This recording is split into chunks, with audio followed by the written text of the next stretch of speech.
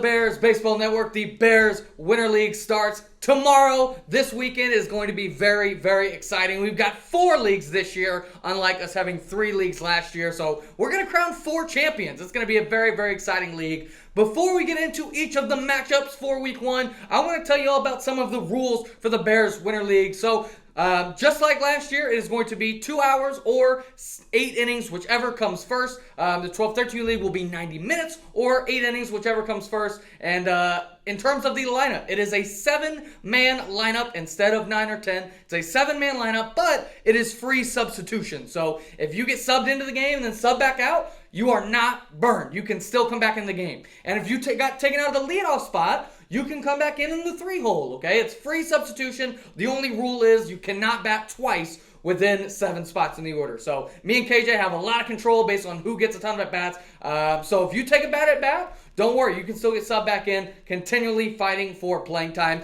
Also, the defense does not have to be the lineup. So the guys in the field don't necessarily have to be the guys in the lineup. So there's a ton of flexibility, so a ton of opportunities to earn playing time. In terms of the pitching staffs, the rules are you can only pitch 3 innings out of 12. So once you pitch your 3 innings, you have to wait 9 innings before you can go ahead and pitch again. So that's going to force me and KJ to use at least 4 pitchers, and I think in a lot of cases it's going to be 5. So very, very excited for that. And then finally, with the regular season, we will play 10 regular season games. For every game you win more than 5, you get 1 run in the championship game. So if you go 7-3 in the regular season, you'll start the championship game up 2-0 on top of having home field advantage. So very, very excited for this episode of the Bears Baseball Network here, talking about the BWL. Let's start with our 12-13U league. Birny, we broke down this draft, on the Bears Baseball Network on BBN After Dark this past Tuesday. So a lot to talk about with this league. And actually, I want to start with you, KJ. Looking at the 2 teams here, it seemed like in the draft, you went some pitching early and then filled the bats later. I went hitting early and filled the arms in later. KJ, what did you think about your approach and how the team ended up? Yeah, I really like my squad at 12-13U. I think we got, like you said, I think we have 2 big arms in Cam Bursey and Caden Emmett. And in my mind, this league is probably the thinnest league when it comes to pitching. So I grabbed that early. And I think this league had a lot of guys who are big-time bats and bats only. So I could wait on taking Garrett Knight and Africa Barkis in the 3rd and 4th picks, who could be, first-round type bats. So I really like the squad, man. I think I stuck with my mentality to take older guys like I did last year, and I think this 12-13U is going to win the championship just like last year's did. Yeah, and, on my side, I felt like for every single league, it feels like every single time, the last 4 years we've had some sort of winter league.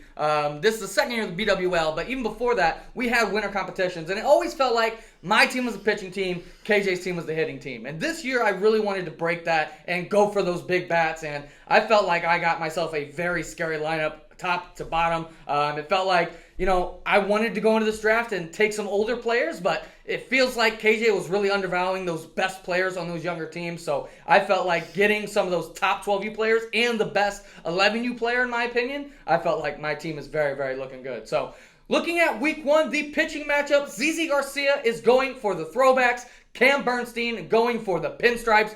Birny, since you're the neutral party here, I'm going to have you make some picks here. I want you to tell me who you think's going to win in the first 3 innings while the starters are in there. And also, who do you think's going to win the full game? So, obviously, first 3 innings, really looking at that starter pitching matchup. And then the full game, looking at potentially the bullpen, looking at the lineups, looking at the defense. But, Birny, go ahead and first, give me who you think's going to win the first 3 innings of this pinstripes throwbacks matchup.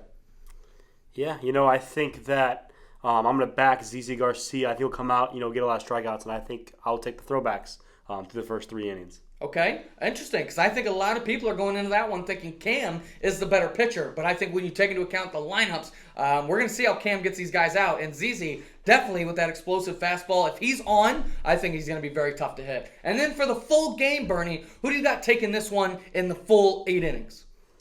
Yeah, I can see this game getting tight down the stretch, but I'm going to stick with the throwbacks as my Interesting. 12-13U Week 1 pick. Okay, so I know on the Instagram poll, the Pinstripes were drafted or were voted to have the better team. So I think Birny going a little bit against the grain there.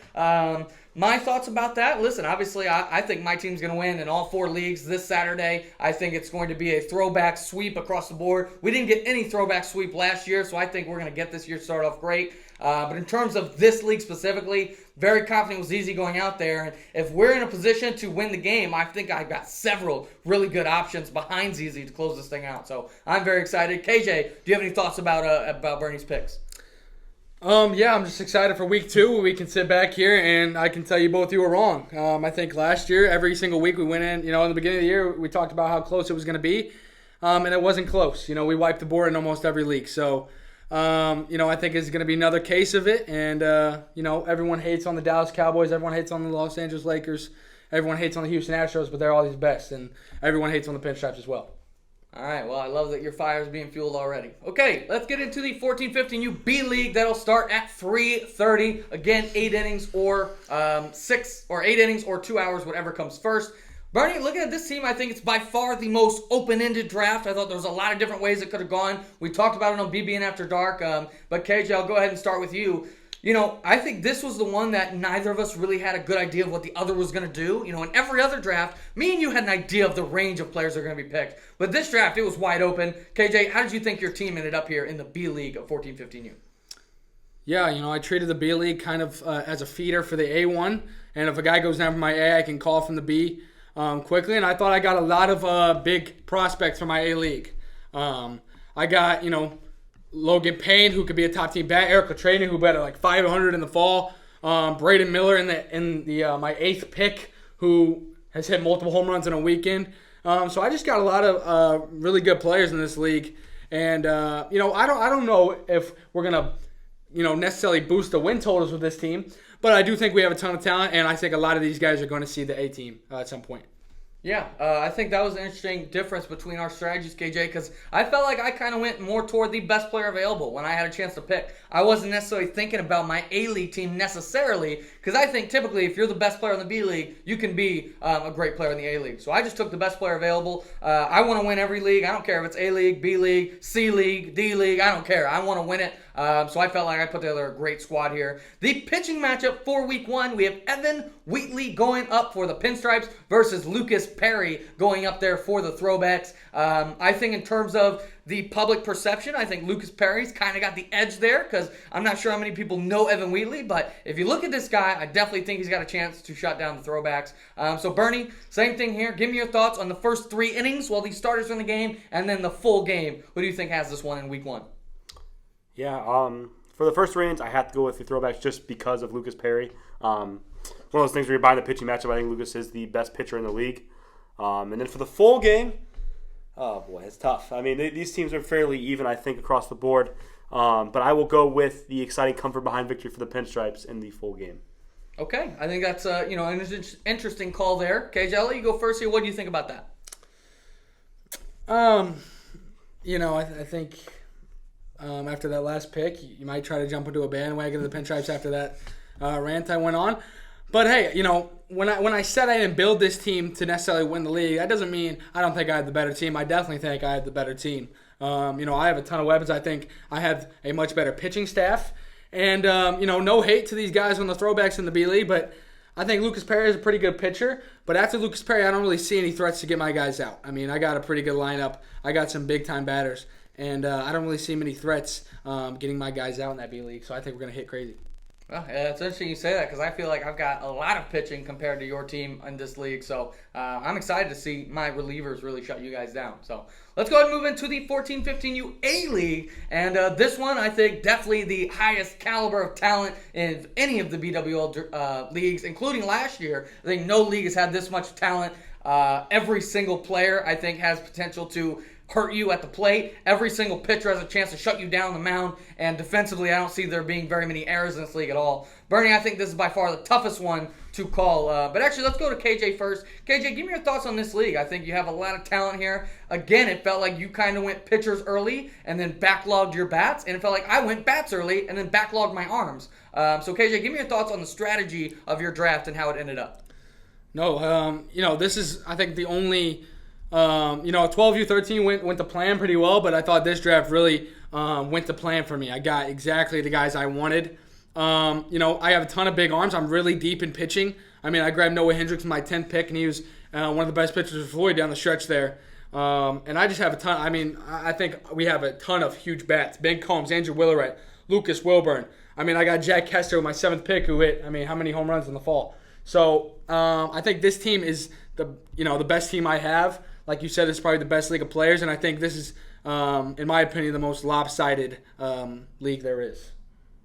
Okay. It's interesting you say that because I think my lineup is definitely way better than the Pinstripes. I think the Throwbacks lineup is much deeper and much better at the top as well. So I think you're counting on some guys to hit better than they have been hitting over the past season. And the only question for me in this league is my pitching staff is definitely younger than the Pinstripes. So are my younger pitchers going to be able to attack those Pinstripe hitters? That to me is the only question in this league because my lineup is definitely better than the Pinstripes lineup. But Birny, for the pitching matchup in week 1, we've got the presumptive aces, although I think there's not a clear-cut best pitcher on either team. But the presumptive aces, we have Lucas Velchek going for the Throwbacks and Braden King going for the Pinstripes. Very similar type pitchers. Birny, give me your thoughts. Who's going to win the first 3 innings? Who's going to win the full game? Yeah, the first 3 is tough here, man, because, if BK's on, he's going to allow 0 runs. Same with Veli. If you want, Birny, you can say we're going to tie first 3 innings. I don't want to say that, though. That's come on, that's not. The odds wouldn't be with me with that. I'm going to go ahead. I'm going to flip for my last pick. I'm going to take the Pinstripes for the first 3, saying that BK has a good outing, gets a lot of Ks. But then the Throwbacks, I think there's some question marks in the Pinstripes pitching staff. I think the Throwbacks are going to come back and win the game. Yeah, I'm interested to see that these Pinstripes pitchers in the bullpen, I think they're all very good pitchers against other teams. We'll see how they pitch against Bears because I got some big-time hitters that I'm going to be throwing up there against them. So I'm definitely excited to see that one. KJ, any thoughts on that pick?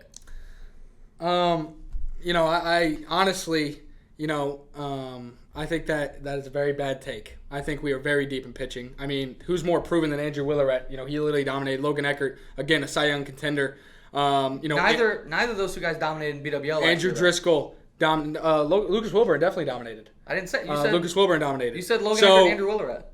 Again, I think you're undervaluing. Last year the guys were going up there scared against Lucas Velchek. No one's scared of Lucas Velchek in this league anymore. Okay, we're going to go up there absolutely hammering these guys, and I think the Pinstripes are going to walk away with this game. I think this is going to be the biggest margin of score on the day. Okay, all right. Hey, I think it's going to be a good one, but I think you're going to be in for a little bit of a rude awakening there with how my guys hit your pitcher. So we'll see, though. Let's move into the 16-18U league. This one, very interesting. I think one of the more interesting leagues, a lot of talent on both sides, a lot of guys who are going to have to step up, especially on the back ends of these rosters. And I think this one is the most unknown, the biggest unknown of the 4 leagues. So let's go ahead. KJ, I think they're, again, kind of like the B-League draft. There was a lot of players who me and you had different kind of evaluations of, and it made it a little bit hard to predict who each other were going to pick. What did you think about how this draft ended up, KJ? Yeah, again, I think it went to plan pretty well in this draft. I thought I got some big arms, and I got some big bats. I thought all around I got a really good team, and I think the biggest thing with this Pinstripe team I have a really good culture. And, last year in that 18U league, culture was a big deal for us. So I think I have a really good, lineup of bats to start off. You got McFoy, Rose Selby, Tyson Zaweda, Adam Tobias, all pretty proven hitters. And then you got different guys, Freddie Smith, Engel Kim, Brady Heck. And, after that, Weston Brody, Andrew Willeret out of the top 7. So that just shows how deep that lineup is. I think pitching is going to be question marks for everyone in this league. But I think if you're looking at both teams, we have the better pitching and the better hitting. Yeah. Listen, I think with my strategy for this draft, I went boom or bust. Almost every single pick I made in this draft felt like he could be a great player or he could be a complete bust. I picked 13 guys who all could be great talents, and I'm hoping that 7 or 8 of them hit. So I think this is definitely the biggest variance team that I have here. I think a lot of different guys who I think could be big-time players, guys like Clayton Carrera, Sam Dollins, Cole Miller, and then you got Lucas Wilburn, Parker Ells. Will they be able to play up at this level? I think I've got a big difference in in terms of my variance. So I think my team could be great or they could not be very good. I think we're going to see. I think there's enough talent there that we could be the better team in this league. But we're going to see. I think it's going to be really interesting. Birny, the pitching matchup in this one, we've got Reese Payne going up against Mac Floyd. Reese Payne for the throwbacks, Mac Floyd for the pinstripes. I think definitely the naked eye would say starting pitching matchup favors the pinstripes. But we'll see. I think Reese Payne's been looking really good lately. His last couple outings in the fall were very, very good. Birny, give me your pick for the first 3 innings and for the full game. Yeah, I think this game is going to be all pinstripes. So I'll take the pinstripes for the first 3. With the exact score of being 2-0 after 3, that'd be my prediction for the exact score through 3 innings. And then the full game, I'll also go with the pinstripes. Guys coming in behind Mac. Okay. And Birny, I didn't prepare with this question at all, but without asking KJ his opinion, who do you see coming in after Mac from this team? You got guys like Andrew Engelken could be a big arm for that team. Brady Heck, Adam Tobias put together almost Cy Young type season. Ty Osway can even pitch. But they have a lot of guys here. Will Brotherton. All these guys come in behind him. Yeah, so I didn't want to make it give away his strategy or anything, but yeah, several guys who I think could come in. I think it's going to be a fun one. KJ, I'll let you go first. Your reaction to that pick? Yeah, I'd be lying if I said this league was going to be lopsided. I think this is, definitely a more competitive league. I think the throwbacks have a very deep lineup. I mean, if Sam Downs is going to be your 7 hitter around there, Ben Combs is going to be one of those guys. I think they have 7 really good hitters. But I just think, their pitching isn't going to hold up for a full season. And I think if we're just talking about week 1, the thing with the younger guys, they can stay optimistic. It's easy to motivate them. I think they're going to get down after 3 innings, and Mac is going to destroy them, and they're going to deflate after 3 innings, and it's going to be a walk in the park after that.